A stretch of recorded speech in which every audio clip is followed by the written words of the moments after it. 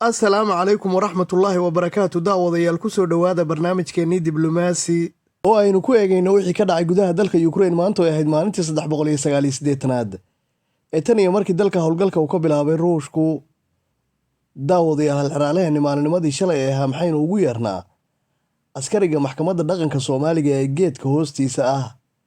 halxiraalaha ayaanu jirin qof ka soo jawaabay, waxaana askariga afkeena loogu yeeraa waran le. halxiraalaheena maalinimada maantaana waxa uu noqonayaa waa maxay soofe. fadlan jawaabtaada furitaanka halxiraalaha nagula wadaa qaab commentiya mahadsanid. ciidamada Ukrainiyiinta ka dagaalamaya tuulada istiraatiijiga Bakhmut waxay sheegeen maalinimadii maanta ahayd inay xoogaa magaalada dibadda uga baxeen. dibadbaxooda ayay ku sheegeen inuu ahaa mid ay ku raadinayeen sidii ay u heli lahaayeen waddo ay u soo maraan cuntada iyo daawooyinku. ninka iskala shirkadda militariga ee ka barbar dagaalantay ciidamada Ruushka waxa uu sheegay bisha shanaad inuu geyn doono dalka Ukraine askar cusub oo ka badan 30,000 oo askari. gantaal ay soo rideen ciidamada Ruushka ayay Ukrainiyiintu sheegeen inay ku dhinteen 2 qof. gantaalkaas ayay sheegeen inuu ku habsaday guri ku yaala magaalada Kramatorsk. warbaahinta adduunka dhan saacadii la soo dhaafay daawadayaal waxaa haysta muuqaal yar oo laga soo qaaday madaxweynaha dalka Ruushka Vladimir Putin xilli uu marayo magaalada Mariupol ayaa waxay ahayd magaaladii ugu weyneyd ee dhibaato soo gaartay intii uu socday dagaalka Ukraine. waa magaalo istiraatiijiyadeed ahna magaalo dekedeed ku taalla koonfurta dalka Ukraine.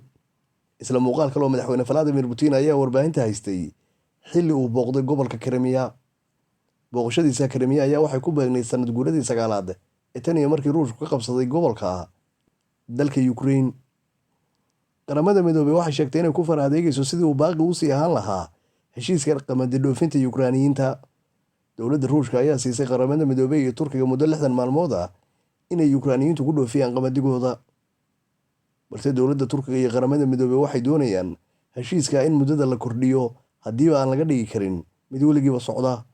dowladda Ruushka waxay sheegtay haddii ay doonayaan heshiiska inay dib u cusboonaysiiso in looga baahan yahay dowladaha reer galbeedka inay qaadaan qaybo badan oo ka mid ah cunaqabataynta ay saareen dalka. saraakiisha ugu sarreysa dalka Mareykanka ayaa la sheegay maalinimadii maanta ay khadka telefoonka inay kula hadlayeen saraakiil sarsaro Ukrainiyiin ah. warbaahinta lama wadaagin wixii ka soo baxay wadahadalkooda, balse waxaynu qiyaasaynaa inuu yahay mid ka mid ah wadahadaladii aan macnaha ku dhisnayn reer galbeedka. magaalada Moscow waxaa looga diyaar garoobayaa maalinimada berri booqashada uu ku imanayo madaxweynaha dalka Shiinaha Xi Jinping. madaxweynaha Shiinaha ayay dowladaha reer galbeedka wadnaha farta kaga hayaan inuu ku dhawaaqo markii uu halkaas soo gaaro inay si buuxda dowladiisu ula safan tahay dalka Ruushka. walow warar kale ay sheegayaan madaxweynahaasu inuu door bidayo diblomaasiyad in lagu dhameeyo arrinta labada dowladoodna ugu yeeri doono miiska wadahadalka, isagoo dowladda Ukraine la filayo marka hore inuu ku qanciyo inay iskaga harto reer galbeedka inay daba joogto. haddii ay dowladda Ukraine sidaa yeeli weydana dowladda Shiinuhu ay si buuxda ula safan doonto Ruushka. daawadayaal intaa waxaynu kusoo gabagabeynaynaa xogaheenu kasoo ururnay wixii ka dhacay gudaha dalka Ukraine maanta oo ahayd maalintii 398aad ee tan iyo markii dalka howlgalka uu ka bilaabay Ruushku. dabcan wixii xogaa kusoo kordha waxaad kula socon doontaan xogaheena soo socda. fadlan muuqaalkeena oo like gareeya, share gareeyo, la wadaaga asxaabtiina, hana ilaawina like-tiina share-tiina inay noo tahay hadiyad iyo dhiirigelin qaali oo idinka timid. sidoo kale waxay xoojinaysaa muuqaalka isagu shaashada kaaga muuqda waa mid hore ku dhaafay daawo ku xirnaada kanaalka mahadsanidin.